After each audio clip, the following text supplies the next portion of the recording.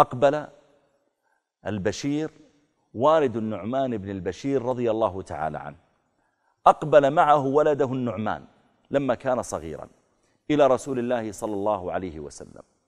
قال: يا رسول الله، إني نحلت ولدي هذا غلاما، يعني عنده غلمان اشتراهم بماله، فهي مال كما كانوا يشترون الجارية أو الغلام.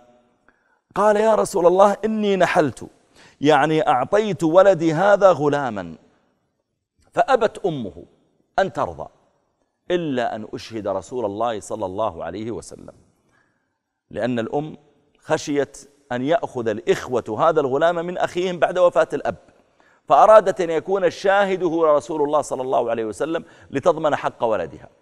قال: إني نحلت ولدي هذا غلاما، فأبت أمه أن ترضى إلا إذا أشهدت رسول الله صلى الله عليه وسلم. يا رسول الله، اشهد أني نحلت ولدي هذا غلاما. فقال النبي عليه الصلاة والسلام له: أكل ولدك منحتهم ذلك؟ أنت عندك عدة غلمان فأنت وزعت على أولادك؟ أكل ولدك نحلتهم ذلك؟ قال: لا، يعني أنا ما عندي غلمان كثير حتى أعطي الجميع، لا، أعطيت هذا الغلام فقط. فقال عليه الصلاة والسلام: أيسرك أن يكونوا لك في البر سواء؟ قال: نعم. قال: فاتقوا الله واعدلوا بين أولادكم، أشهد على هذا غيري، إني لا أشهد على جور.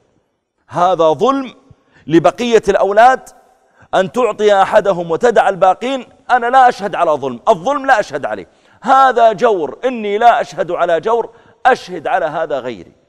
وأبى النبي صلى الله عليه وسلم أن يمضي هذه الصفقة. أي ظلم يقع فيه الإنسان للآخرين، ظلم الناس في أموالهم أو ظلمهم في منع حقوقهم. موظف أحيانا يأتي إليه الناس يقولون: طيب أعطنا أوراقنا، أنهي معاملاتنا، فيؤخرهم. طيب غدا بعد غد يمنع الناس حقوقهم. يا أخي، من حقي أن تعطيني أوراقي اليوم، من حقي أن تصرف لي راتبي، من حقي أن تسدد إلي مالي، من حقي أن تقبل سيارتي للإصلاح، من حقي أن تسجل ولدي في المواليد، من حقي هذا. فيمنع الناس حقوقهم فيوقعهم في كروبات، هذا يتورط بكروبات يوم القيامة. كما أن من نفس عن الناس الكروبات ووقف معهم، كذلك من جعل الناس في كروبات وشدد عليهم سيسأله الله تعالى يوم القيامة: لما فعلت كذا ولما فعلت كذا.